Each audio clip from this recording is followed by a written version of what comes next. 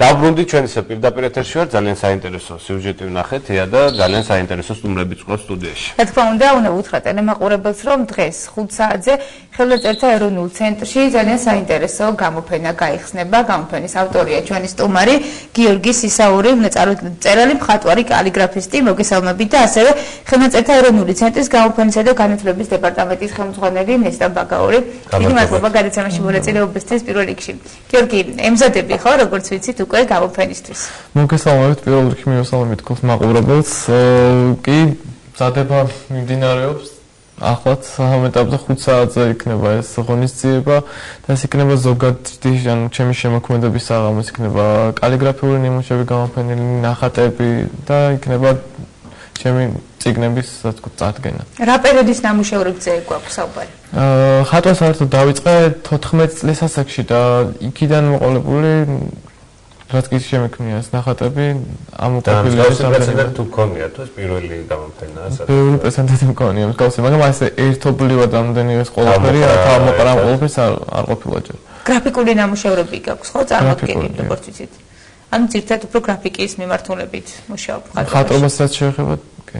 თვალდობიდან გადავიდე, ანუ მსგავსი ღონისძიებები თქვენთან ხშირად ტარდება და ძალიან დიდი მადლობა ამისთვის, მოკლედ ძალიან აქტიურად ხართ ჩართული ამ ცოცხალ პროცესში და რას ველოდებით ახლა ამ შემთხვევაში ნამთვალელებისგან? მივესალმებით თქვენს ტელემაყურებელს, მადლობთ რომ მოგვიწვიეთ კიდევ. გიორგი სისაური როგორც მხატვარი შედგა გაცილებით ადრე, ვიდრე ჩვენ მას გავიცნობდით 2010 წელს ქართული კალიგრაფიის კონკურსის ფარგლებში, სადაც მან გაიმარჯვა. თუმცა ამის შემდეგ გიორგი ჩვენ აღმოვაჩინეთ როგორც კალიგრაფი და მოგვიანებით როგორც მწერალი. დღეს გიორგიმ აღნიშნა, რომ ის როგორც მხატვარი წარდგა ერთხელ უკვე საზოგადოების წინაშე გამოფენებით, ქონდა თავისი წიგნების ყოველი წიგნის გამოცემის შემდეგ წარდგინება მას, ერთ-ერთი წარდგინება სამების ახალგაზრდულ ცენტრშიც იყო, თუმცა ასეთი კომპლექსური ერთობლივი, სადაც იქნება წარმოდგენილი მისი სამივე ლიტერატურული გამოცემა, მისი კალიგრაფიული ნაწერები და მისი მხატვრობა ერთად, ასეთი შემთხვევა არ ყოფილა.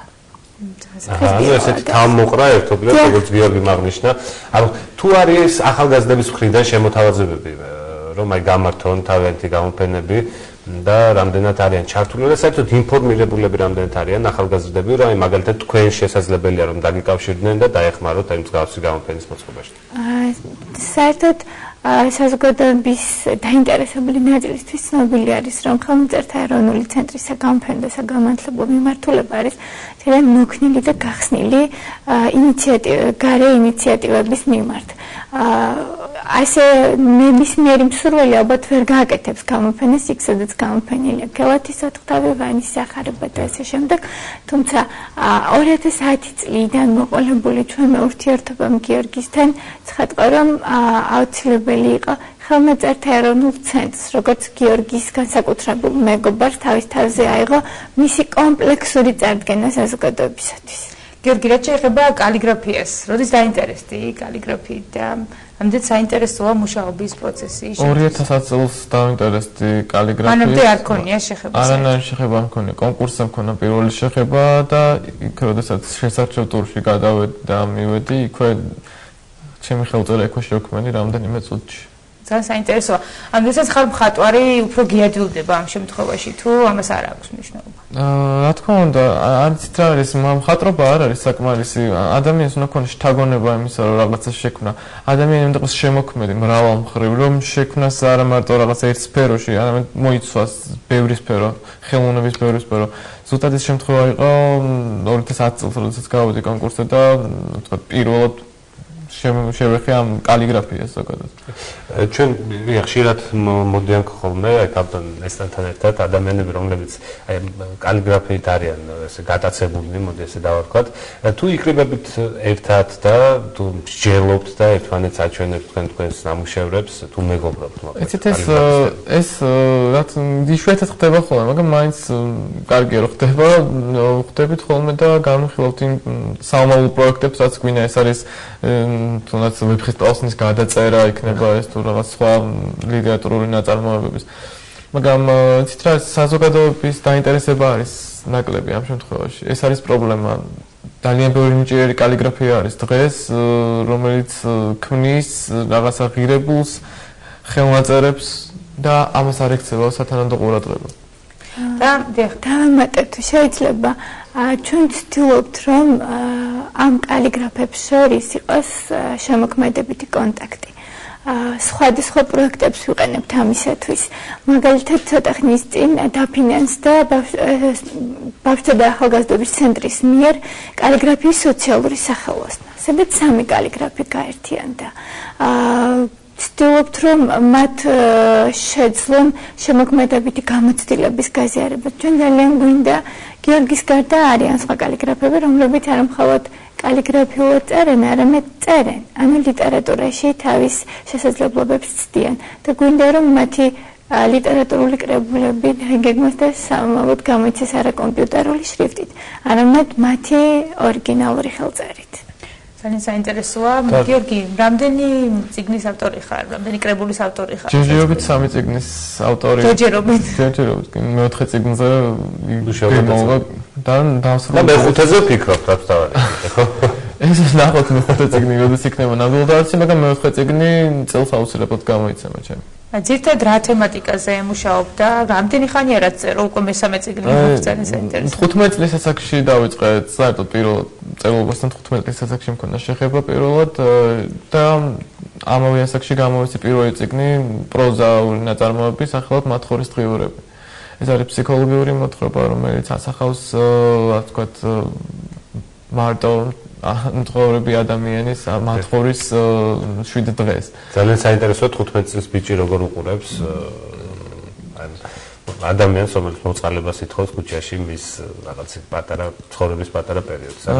ეს დიახ საინტერესო არის და სხვათა ზუსტად ეს კითხვა გაუჩნდა იმ ხნოვან ადამიანებს, რომელმაც გაიარას თავის ცხოვრება მთელი ცხოვრება მიუძღვნეს თუნდაც ამ წერილობას, მეცნიერებას, ამის კვლევას და ყველას აინტერესებდა როგორ მოხდა, რამ გამოიწვია ის, რომ 15 წლის ადამიანმა შექმნა ეს ნაწარმოები. მაგრამ ეს აბსოლუტურად გავაზრებლად მოხდა, უბრალოდ ავდიქი დავწერა ეს. რა თემატიკები არის შემდეგ უკვე მეორე და მესამე? სანამ მაგას ვიტყვით, სანამ თემატიკებს, ძალიან დიდი პასუხისმგებლობა ახლა თითოეული წიგნი, რომელიც იბეჭდება და გამოდის უკვე, შენი საკუთრებაც არის, მაგრამ ამ შემთხვევაში არის თითოეული მკითხველის, ვისაც მოეწონება იმის საკუთრებაც, ხო? ერთგვარი პასუხისმგებლობა არის. რას ფიქრობ შენ, როგორ აფასებ ამ ყველაფერს, იმიტომ რომ აი 3 წიგნის ავტორი ხარ. ეს რა არის, როდესაც ადამიანი რაღაცას ქმნი შემოქმედი ადამიანი შენ თვითონ უკვე გააზრებული გაქვს ის რომ ეს რაღაცა არის კარგი თუ არის ცუდი ამის გარშევა უნდა შეგეძლოს პირველ რიგში ის რასაც მე ვეჭდავ ეს რა თქმა უნდა სხვა უნდა თქვას რომ ეს არის კარგი მაგრამ მე რომ ეს არ მქონდეს აღქმული ისე როგორც რაღაც ახალი ხო არც გამოსცემდეს საერთოდ ეს რომ იყოს ის რასაც წერს ნებისმიერი მოზარდი რის დაწერაც შეუძლია ჩემს თანამედროვე ნებისმიერ მწერალს.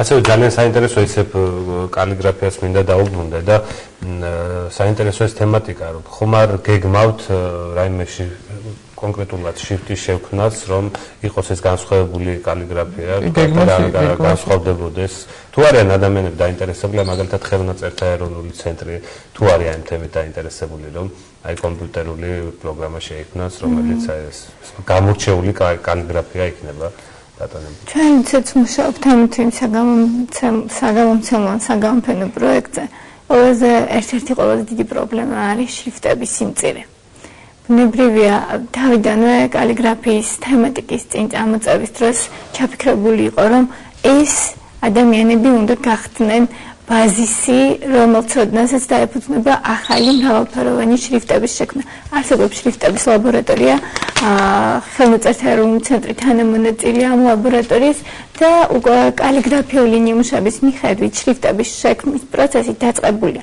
ეს არის ცალკეული შემთხვევები, მაგრამ ჩვენ გეგმავთ სამომავლოდ სკოლის დაფუძნებას კალიგრაფიული, სადაც ცალკე მიმართულება იქნება აუცილებლად ქართული კლასიკური კალიგრაფიის, თანამედროვე კალიგრაფიული ნიმუშების მიხედვით შრიფტების შექმნა. და კიდევ დაუბრუნდეთ, რა თქმა უნდა, ძალიან ცოტა დრო გრჩება და ისევ ღონისძიებას თითოეული გამოფენა ავტორისთვის არის ერთგვარი დისტანცირება საკუთარი სულიერი პროცესის, ხო? ანუ იმას, რასაც ამდენი ხნის განმავლობაში ქმნიდი სახელოსნოში თუ ის კაბინეტში, ჩვენს ოთახში, უკვე ნახულობს ძალიან ბევრი ადამიანი. როგორია მოლოდინი, გიორგი, რას ელოდები გამოფენისგან და მოწვეული სტუმრებიც გითხარი თუ იქნება ესეთი გამორჩეული სტუმრები?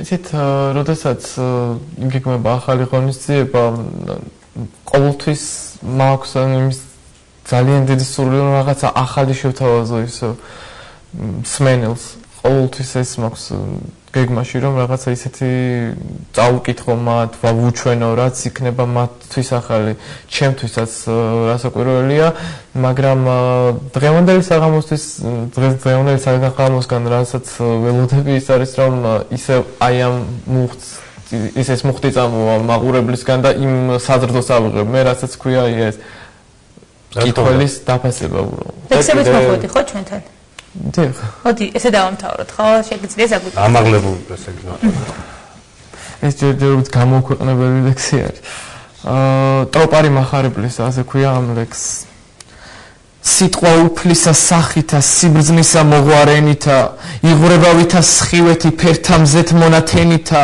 ტანთაღოთი ნათთა ფერილთა ალთახილთ მონაფენითა ყოვლისა მჩენო დამლოცე შენთა დასისაენითა ლოცაღოთი ძალთა კურთხეულთ ძალასა ზესთა ნებულსა არსო ყოვლისა მოხედე სიბრძნესა მზეთა რებულსა სამთა სიბრძნითა ძალითა უფლის გულთ დავანებულსა წარმოს თქვა ღმერთო უფალო ლოცვასა დასთაქებულსა ასრე არსითა არსისა სიბრძნეს ზეთაღზევებულსა როდეს წერდე უფალო შრეთას კნელთ შენთა დებულსა მარადის შენსა ვადიდებ სახელსა ნათლმოდებულსა ორთავე გზათა საწყისსა ძალთაღოთი ვაალებულსა ვახარებ ასრე სიტყვათა სულთაღოთი დანაცხრებულსა სიბრძნითაღოთისა სახეთა სულთამათ განსვენებულსა თვალთა შენთ ყოვლის მხედველსა ღმერთო შენთ დანათლებულსა ქრისტესა ძესაღოთისასა უფალსა ერთარსებულსა ვადიდებ ღმერთო უფალო შენ სასახელსა ნათელსა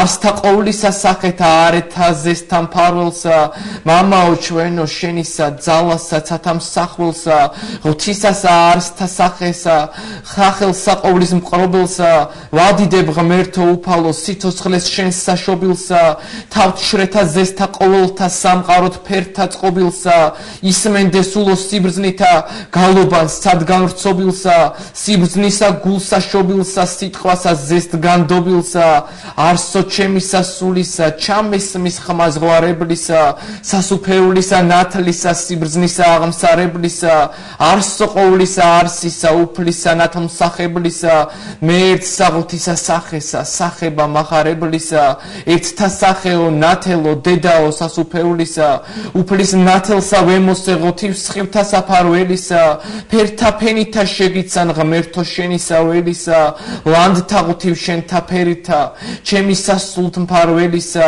ისმის ზეციდან ლოცვანი უფლისა სახარებისა სული წმინდისა ძალისა ზეგარდმო არსთა რებისა მახარებელი უფლისა დამხურებს მზეხარებისა არსო ალდნენ ყოველთა ნათელნის ღვართარებისა ხელთა მომფინა უფალმან სიტყვა სიბრძნე და ხატება არსება ღვთისა ალისა ნათისა ზესთა სახება როდეს შეგვიცან გულითა უფლისა გამოცხადება ერთარსო ადიდე უფალო სახება ყოვლად სამება ბნევა სიტყვათა ღვთისათა სიბრძნისა მოღვარენისა ერთარსებაო გადიდებ მე შვილი შენი სახისა ლოცვითა შენთა ძალითა შენისა მონაფენისა იხარე ყოვლად უფალო მზეო სულისა ჩვენისა ბრავო ძალიან დიდი მადლობა გიორგი და გისურვებ რომ დღევანდელმა შენმა გამოფენამ ძალიან კარგად ჩაიაროს და ბევრი დამთვალიერებელი მოვიდეს. ძალიან დიდი მადლობა. კიდევ ერთხელ შევახსენოთ ტელემაყურებელს, რომ დღეს საღამოს 5 საათზე ხელნაწერთა ეროვნულ ცენტრში გიორგი სისაურის გამოფენა და შემოქმედებითი საღამო გაიმართება და ვისაც გექნებათ სურვილი რომ მეხუთეთ და დაესწროთ და გაეცნოთ გიორგის შემოქმედებას, შეგიძლიათ რომ ესწროთ ხელნაწერთა ცენტრს. ჩვენ გემშვიდობებით, კეთილი სურვილებით. თქვენს დაგემშვიდობებით და ჩვენ მაყურებელსაც უნდა დავამშვიდობოთ, იმიტომ რომ ჩვენი გადაცემის დრო ამოიწურა და ასევე სანამ გადაცემას დავასრულებთ, მინდა უთხრათ ჩვენს მაყურებელს, რომ ჩვენი გადაცემების ნახვა, იმ გადაცემის ნახვა, ვინც რომლებიც ვერ მოახერხებთ რომ გენახათ, შეგიძლიათ შეხვიდეთ, ეწვიეთ ჩვენს ვებგვერდს ertsuloneba.g, ჩვენი ვებგვერდი არის ყოველდღიურად განახლებადი და ნახოთ ის გადაცემა, რომლის ნახვაც გარკვეული მიზეზების გამო ვერ მოახერხეთ. ასევე შეგიძლიათ შეხვიდეთ სოციალურ ქსელში საქართველოს საპატრიარქოს ტელევიზია ertsuloneba და ნახოთ ფოტო და ვიდეო და მაყურებელი ზარი შემოვიდა ირაკლი, ძალიან დიდი მადლობა გიორგის ლექსისთვისო და ჩვენ გავაშხერეთ მაყურებლის აზრით. გემშვიდობებით, კიდევ ერთხელ კეთილი სურვილებით. მოდი ჩვენთან გაგვაცანე შენი პოეზია, გააცანე ჩვენს მაყურებელს და იმედი აქვს მაყურებელს. ასეთი იყო ძვირფასო ტელემაყურებლებო, დღევანდელი ჩვენი გადაცემა ერთმანეთს ხვალ 2:30-ზე შევხვდებით ახალი სტუმრებით და ახალი თემებით. მშვიდობიან საღამოს გისურვებთ, ნახვამდის. ხვალამდე.